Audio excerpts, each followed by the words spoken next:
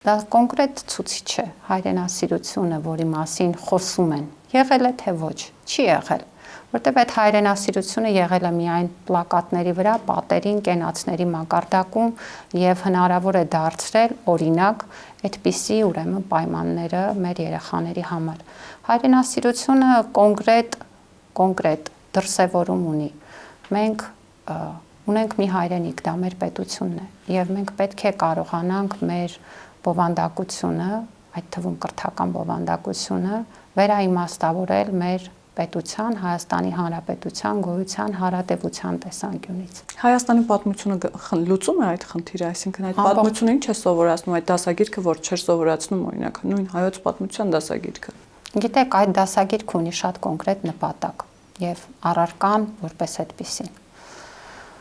Մեր պատմության ուսուցանման միջոցով ձևավորել պատմական մտածողություն երեխաների մոտ, որը նրանց թույլ է տալիս տարբեր աղբյուրներ կարդալ, ուսումնասիրել, վերլուծել, ինքնուրույն եզրահանգումներ անել եւ ընդ որում այդ եզրահանգումները անել այսօրվա Հայաստանի Հանրապետության դիրքից։ Դա նշանակում է, որ անցյալի յուրաքանչյուր իրադարձություն պետք է կարողանանք վերլուծել ու հասկանալ, ինչքանով է դա նպաստել պետականության զարգացմանը, պետության ամրապնդմանը,